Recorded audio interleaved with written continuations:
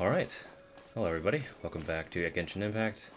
We are now in version 4.2, and let me show you how to fight the Awakening Water Boss, or as we call it, the Hydro Tulpa. Now, the boss can be found here, but the map may be a little bit confusing because you don't know where this connects to. Basically, what you want to do is find the Chemin d'Espoir, and then the two teleporters that you see on the map here, the one that I just selected, just swim left to the little crevice I pointed out. And here, where you start the Marianne quest with the little Oceanid, just come out of here and swim upwards and basically to the right. And I'll fast forward to show what I mean.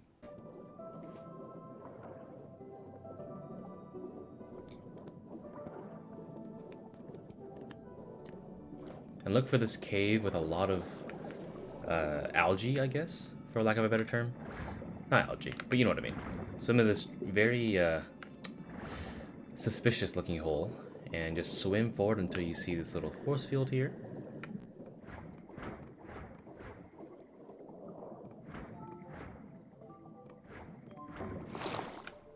And there you have it. We now have the Swirly Pool boss.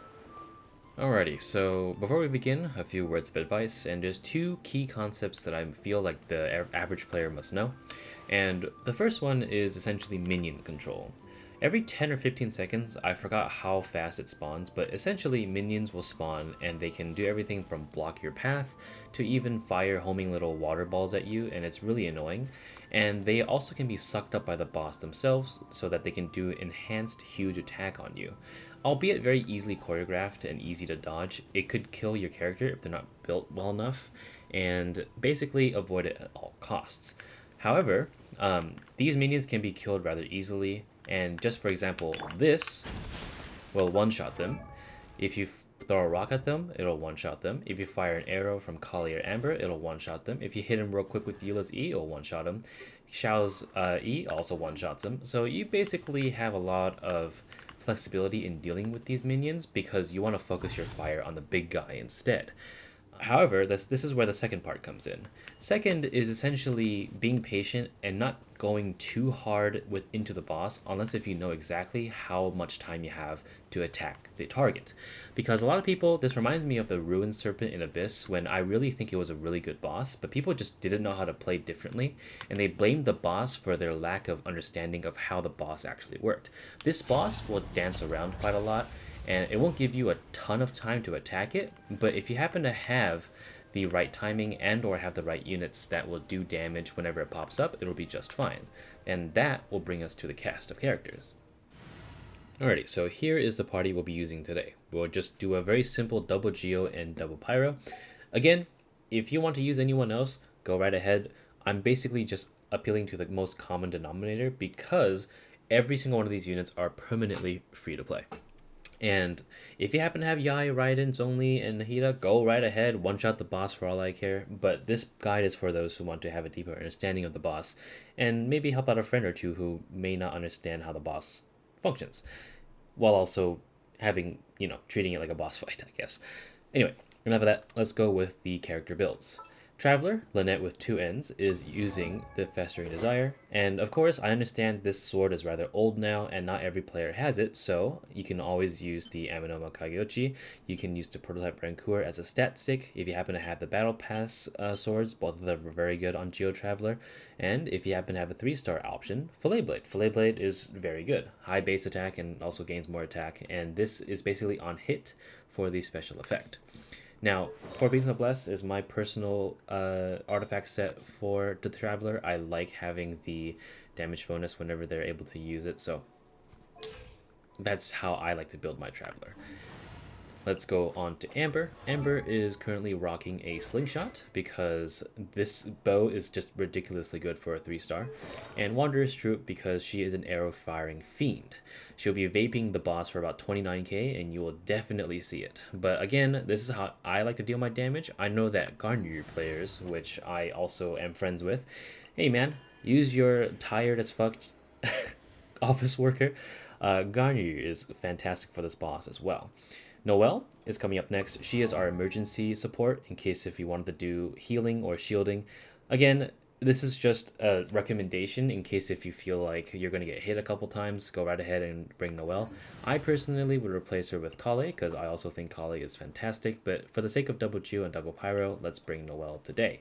She's using the White Blind and 4-piece Gladiators, but again, she will not be really doing a lot of damage this fight. She's mainly here for the Resonance and for support. And of course, with Xiangling, we have the Keating Cross Spear along with 4-piece Emblem of Severed Fate.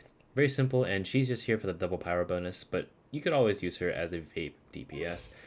I mean, she has been part of literally every Abyss by now, I bet. Anyway, so we're good. That is our party, and remember that you can also eat food if you're feeling that you're not doing enough damage. And remember that you can stack different types of food. Not the same food, so you can't eat Jade Parcels and Temptations, but you can eat a Jade Parcel and then drink a potion and have a potion, or not potion, but a defense food. Just food for thought. Let's go! Alright, so when you first approach the boss, you can just smack it real quick. It does not have one of those, like, reduced damage phases. So, see how a minion despawned? You can get rid of it with Amber immediately. And if you want to keep your distance, you can also use Amber to shoot the boss as well. And he'll just do one of 3 sets of moves. One is the club, the other one was the sword that you saw. And as long as you make sure that you don't constantly, like, don't look at your feet, it's really easy to avoid all these AoE attacks that are coming right here. And of course, hitting them with a rock, very funny. With the lance, he throws 1 to 3 depending on how he feels. So I'm just gonna see what he wants to do next. And he's already done another one of these things, so that's pretty much all of his close range attacks. Let's see if he throws another one. Oh, I guess he just wants to throw one today. Alright, so you can see how it's basically rinse and repeat, right? You can just do damage to him, he is attacking, and he's not really going after you. And you can also run away from his lances. Let's see if he throws another one. Oh, here we go. 2. Hi, guy. But yeah, so essentially do bits and pieces of damage here, and you are going to be in the clear for like 90% of the fight. So let's see what happens when he sucks in one of these guys though. So he becomes really big, and then he will do one of the most non-threatening attacks ever. He just throws a pole at you and then turns back to being a small boy. He becomes 5'11" again. So we're just going to be doing exactly the same thing we'll be doing this entire fight. Just avoiding the minions, killing the minions, and then doing some damage while he tries to attack us in futility, really.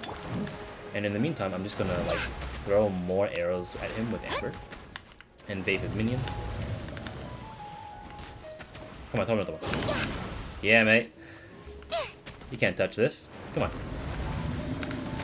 Yeah, but you can see how rinse and repeat this thing gets, so I'm just going to fast forward to when something interesting happens. But I essentially just showcased the entirety of the boss, which I would say is kind of underwhelming for such a boss of this stature, considering you need to level up Furina with this boss, but I guess they're just kind of making it easy for players that just want the boss mats and not think too much, I guess.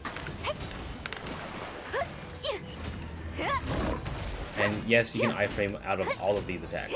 They have a pretty lenient window as well.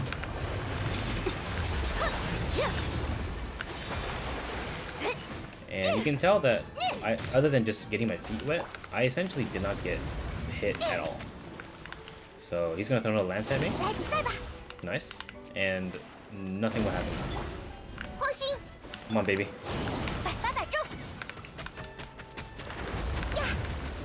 We good. Oh yeah, and if he tries to suck up one of those minions and you hit them and kill it, you'll get a little small DPS phase. Hey, wanna see something cool?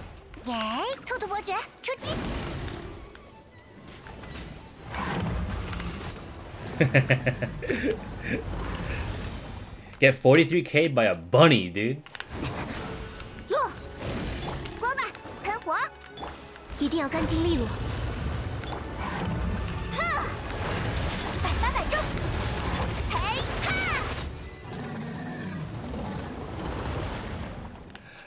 But yeah, that's literally all there is to the fight. Rinse and repeat, one of the easiest, well, one of the more easily choreographed bosses in the game. And as long as you don't just try to unga bunga him and have zero disregard to your personal safety, you should be fine. Of course, if you wanted to do something with like Fischl, Yai, Nahida, and something like that, which I will show you actually, you can totally do that, but this is just for those to want to take the boss fight slow and play it safe, and also in case if your characters are super underleveled and you don't want them getting 1 KO'd, so. Otherwise, that's it. Feed your Furina well, and make sure to treat her well as well, considering that she's had 5 centuries to basically break down and cry. Yeah. If you don't really care about all that, though, you can just... You can do this. 律令，是，流行。手牵手。呀，飞吧！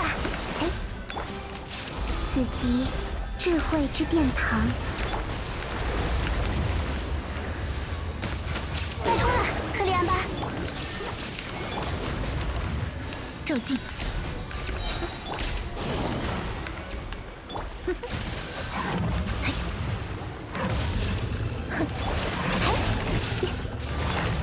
雷光凄美啊！律令，骤进，赤。